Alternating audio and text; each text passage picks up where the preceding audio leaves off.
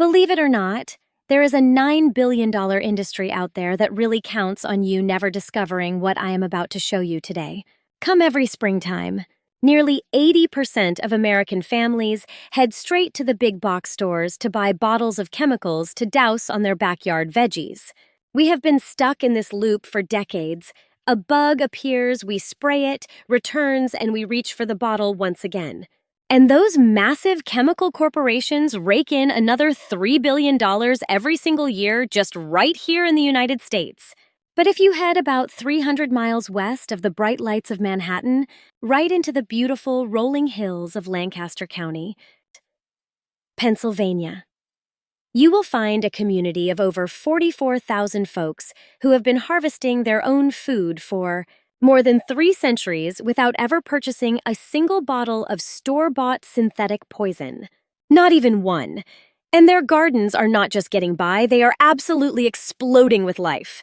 You will see tomato plants loaded with fruit and squash vines that look perfectly healthy and green. Their actual pest damage is just a tiny fraction of what most of us have to deal with every summer. I remember standing in one of those fields a few years back, looking at rows of peppers without a single aphid in sight, thinking to myself, what on earth do these folks know that we are all paying good money to ignore? Well, today I am pulling back the curtain on exactly how these Amish gardeners do things differently, giving you a step-by-step guide so you can bring these results to your own soil this season. Make sure you stick around until the end, because that last trick involves nothing more than a simple toilet paper roll. By the way, hit that subscribe button.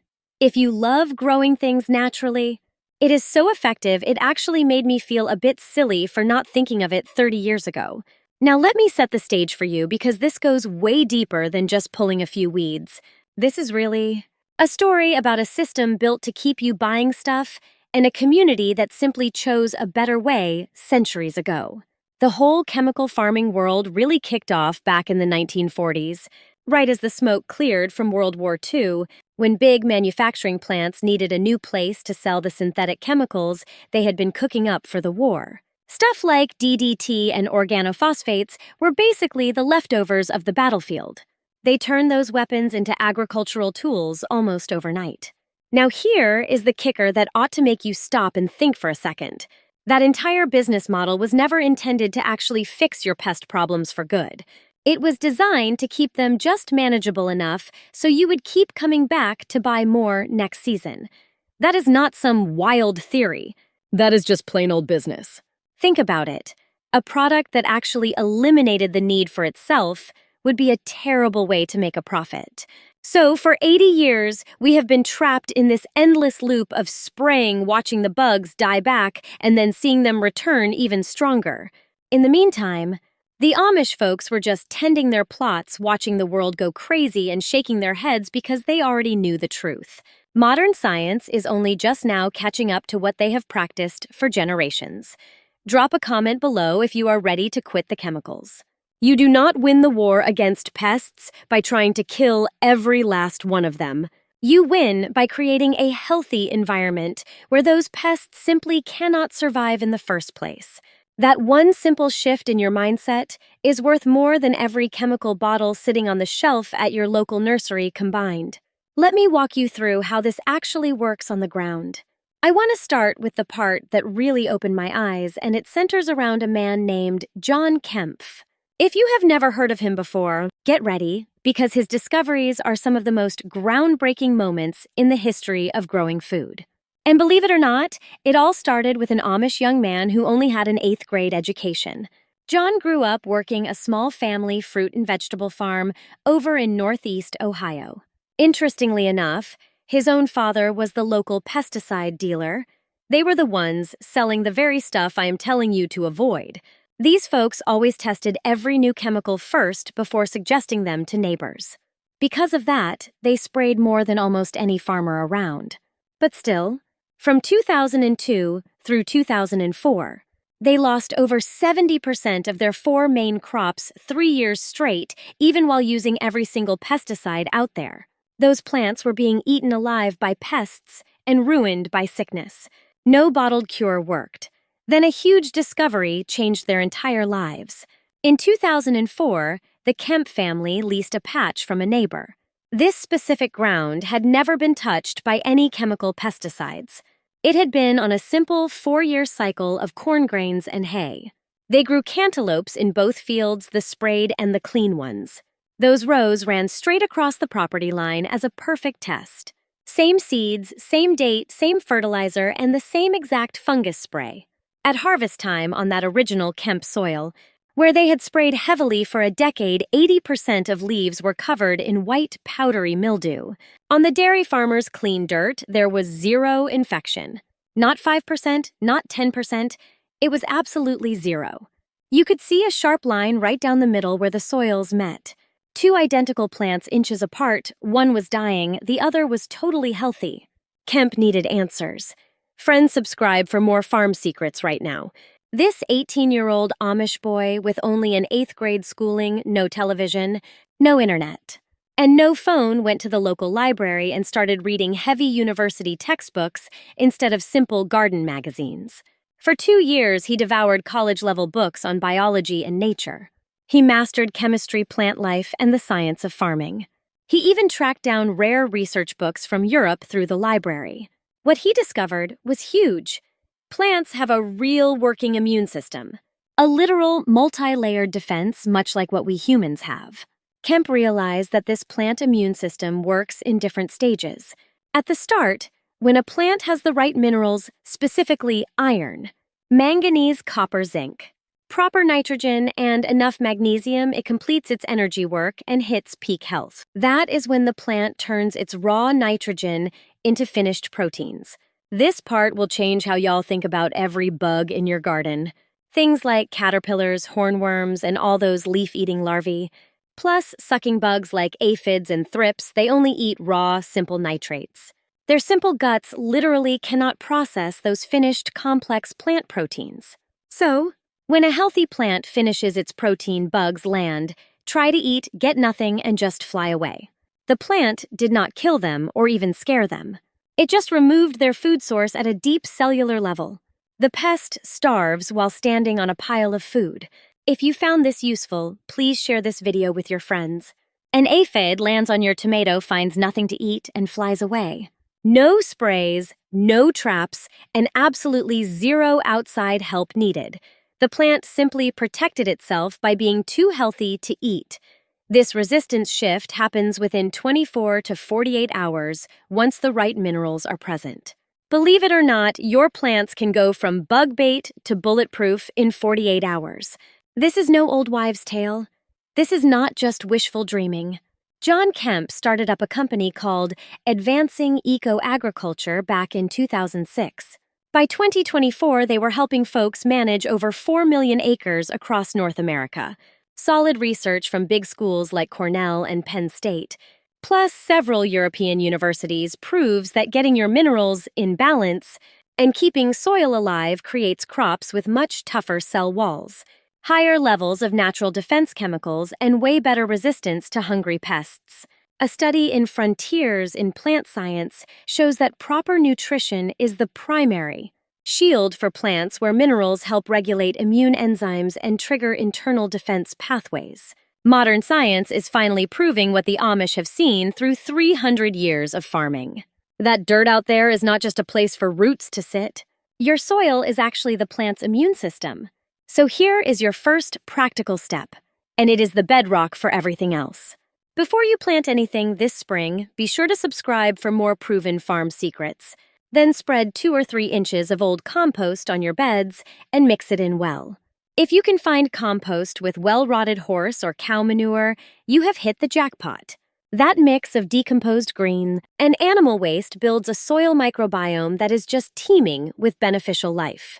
The Amish do not use bags of chemical fertilizer. They nourish soil with compost, cover crops and manure, and they have done it on the same land for generations. Consistency is the secret sauce. One single application won't fix your whole garden, but after 2 or 3 seasons of feeding your soil this way, you will see magic. Your garden plants will have thicker stems, deeper green leaves, and they will shrug off minor bug bites much faster than before. I started this 4 years ago. Let me know in the comments if you have tried this. The massive change in my tomatoes and peppers made every single wheelbarrow load worth it. For those in cooler areas like zones 3 through 5, get that compost down as soon as you can dig, ideally a month before the frost. Down in warmer zones 7 through 9, you can start in late winter. But here is the big thing most folks miss. This is exactly why I wanted to tell you that John Kemp story first. Soil health and pest control are not different things. They are one and the same.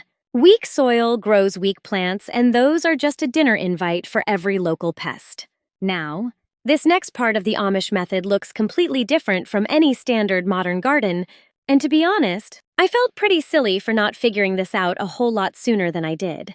Most Americans plant in tidy rows. Tomatoes here, beans there, and squash over in that corner. It looks nice and makes picking easy. Please share this video with a fellow gardener. But to a hungry bug, a long row of one crop is a wide-open highway. Amish gardeners do the opposite. They intentionally mix all their plants together. They tuck aromatic herbs and flowers right among the veggies for a very smart reason. See, most common garden pests find their favorite snacks primarily by smell. Whether it is aphids, cabbage moths, hornworms, or beetles, they follow their noses. You see bugs hunt by tracking scent trails that plants puff out into the breeze. But if you wrap those crops in some real pungent neighbor plants, you're creating what us farm folks call a total nose scrambler.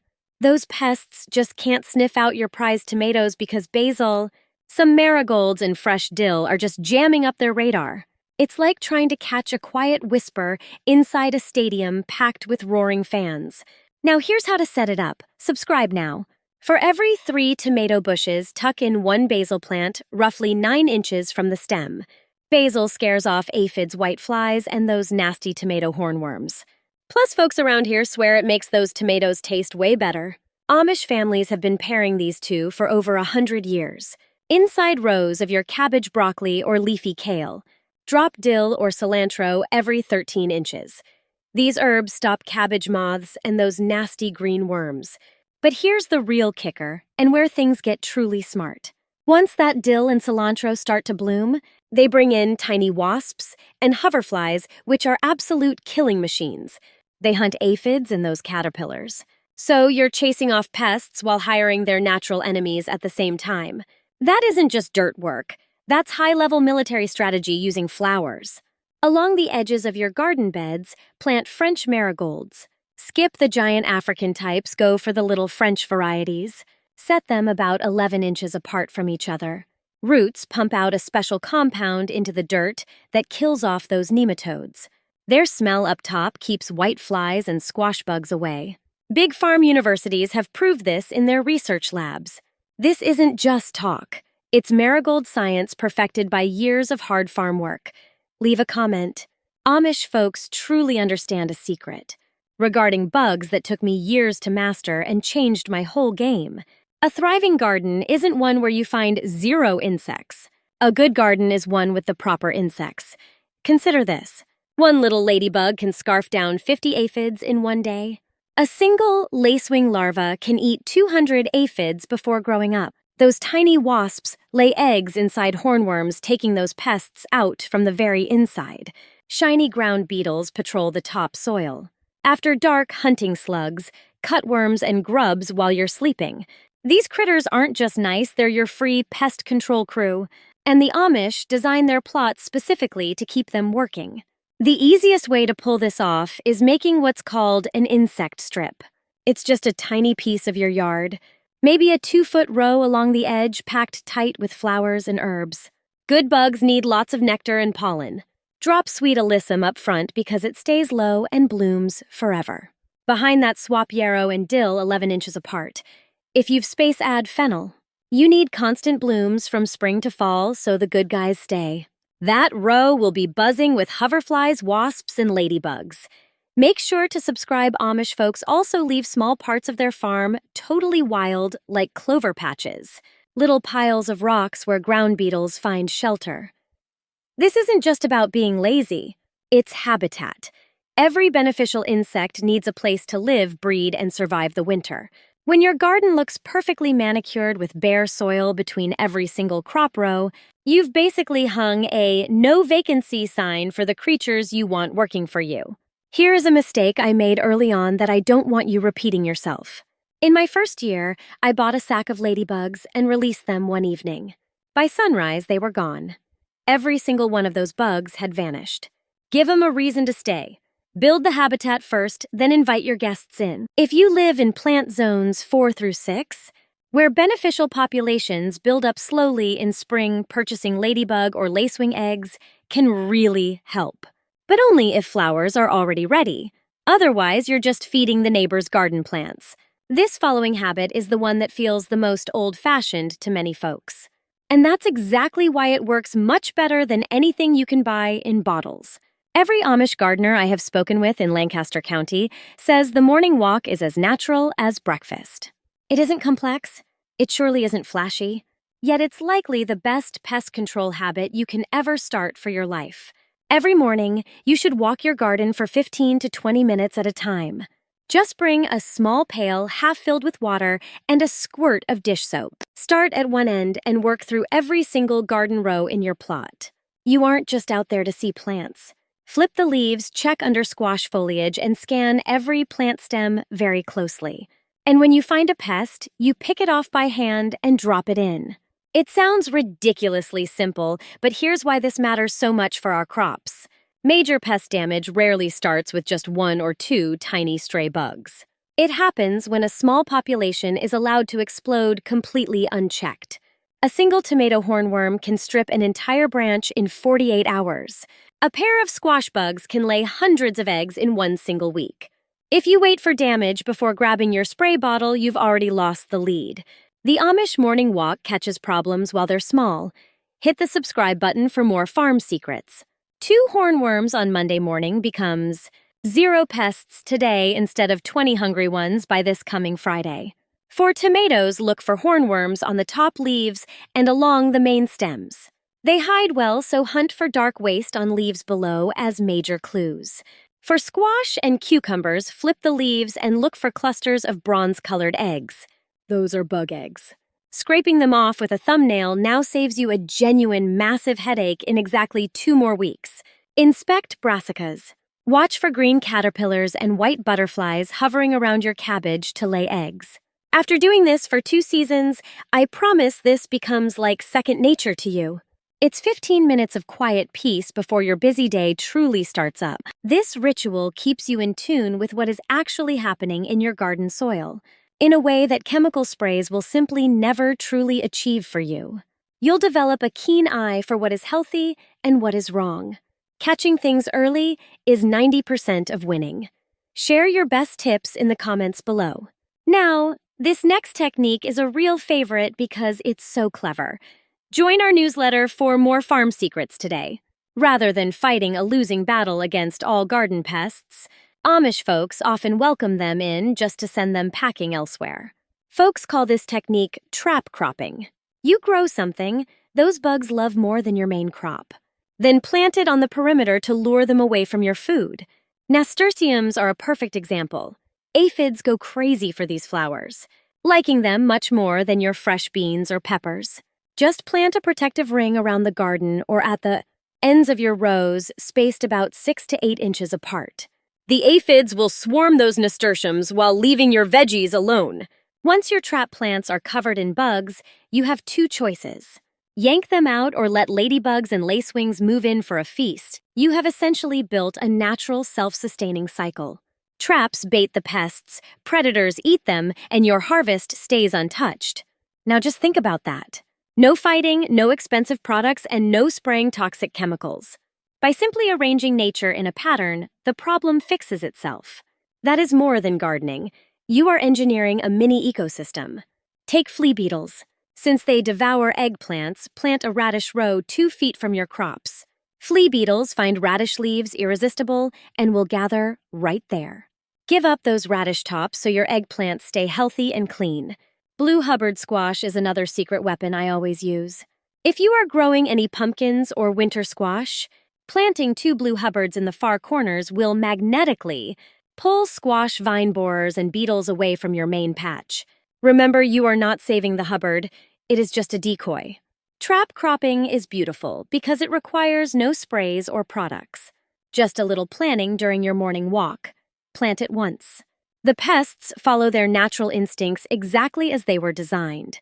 They just do their business where it does not bother you.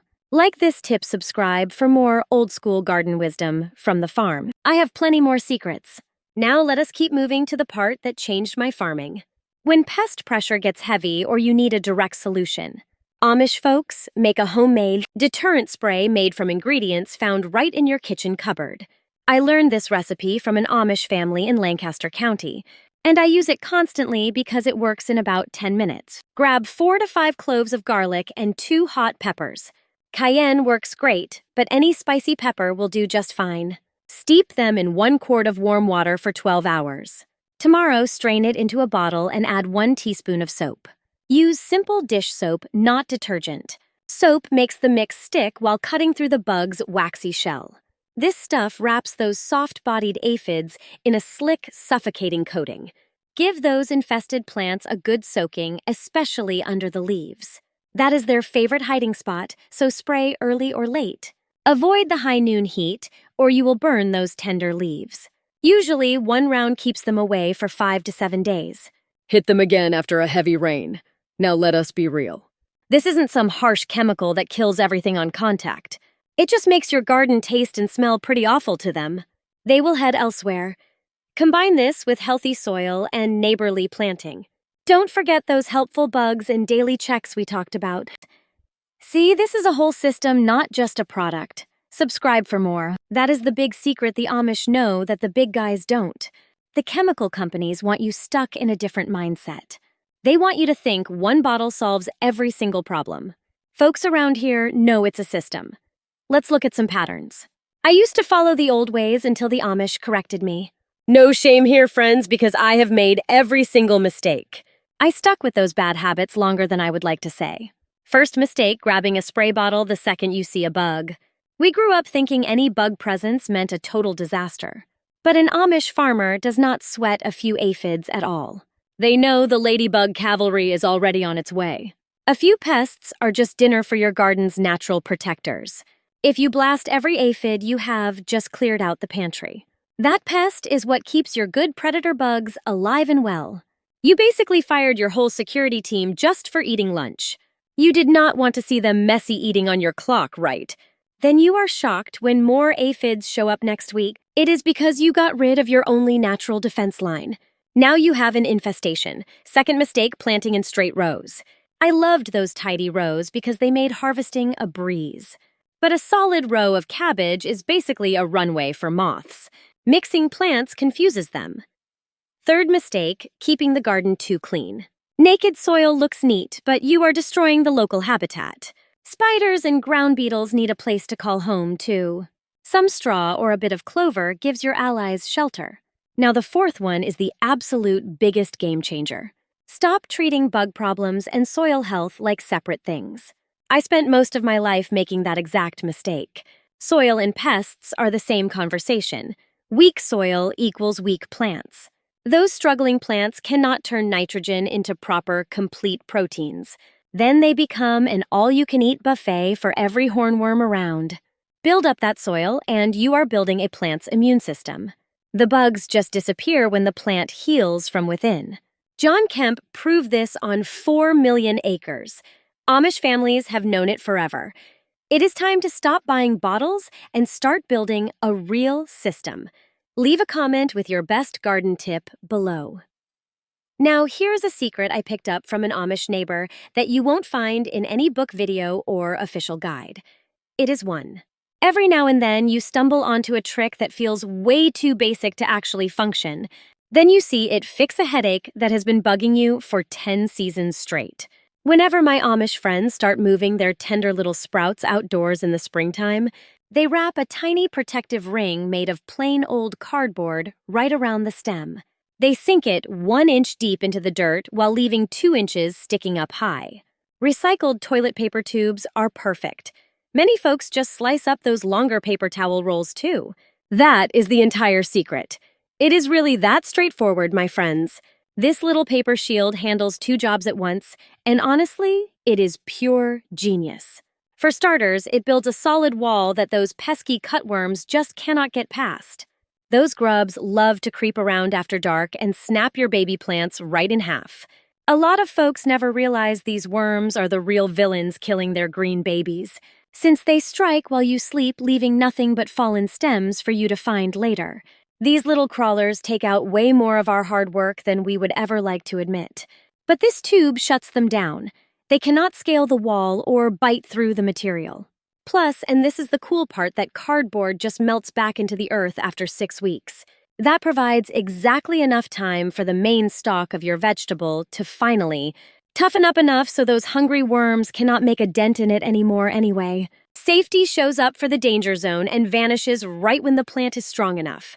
Zero plastic, zero chemicals, and absolutely zero cost. Just a humble bit of trash doing work. It proves that real success on the farm is not about beating Mother Nature into submission, but simply offering a little cover to a living thing when it is most fragile. Subscribe for more. I personally began wrapping my starts in these tubes about 3 growing seasons back. Used to be, I would lose 8 plants a year blaming the wind or the local stray cats. Ever since I tried this, my survival rate is perfect. I haven't lost a single sprout since. My total investment over 3 years is $0 and maybe 5 minutes of easy labor. I actually sat down and crunched the numbers for this 3-year period recently. The store-bought way would have set me back $60 in chemicals and buying new plants constantly. The old-school way cost me nothing at all and outperformed every product on the shelf. This is that humble, down-to-earth knowledge that does not make corporations rich or sell fancy gear. And it won't be on the news, but it saves your harvest one plant at a time. Now let me share the deeper truth that really brings this whole concept home. The lesson these farmers know by heart, while the rest of us are struggling to remember. They have a special German term that flows through their entire way of living and breathing. It is called Gelassenheit. Tell me in the comments if you have ever heard that word before. There is not a single word in English that quite captures the full depth of it. But it mostly means letting go of control and trusting the natural rhythm of the Earth's design. Nature had a perfect plan running long before we arrived with our poisons and our profit margins. It is not about being lazy. It is about becoming a true partner with your soil. Your own backyard garden is the best place to witness this harmony in real life. Using sprays, even the natural ones, breaks the cycle. You might kill a bug, but you kill ladybugs. The helpful lacewings and those tiny beneficial wasps too, and all the natural hunters that keep things balanced. This collar method is a different story. It supports the natural world instead of trying to blow the whole thing up with chemicals. Even if you choose organic sprays, you are still forcing your will onto the land's logic.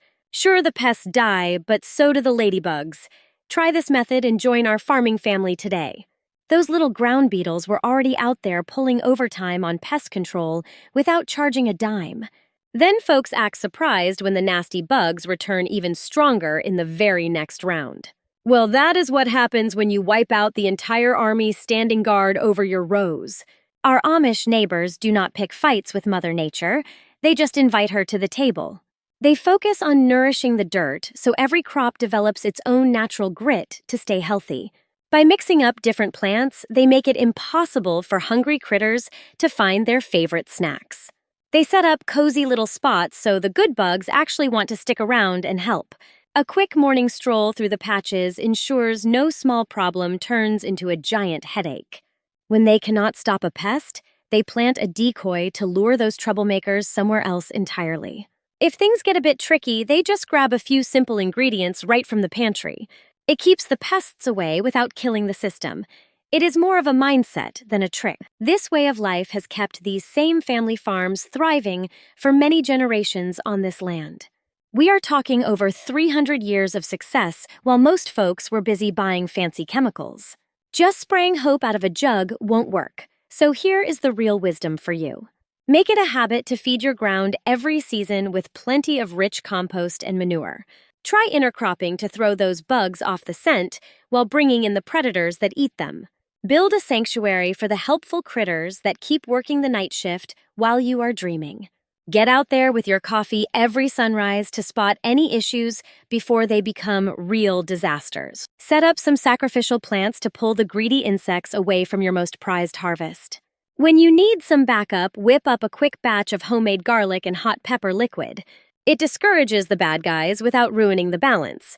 Go ahead and try cardboard collars this season.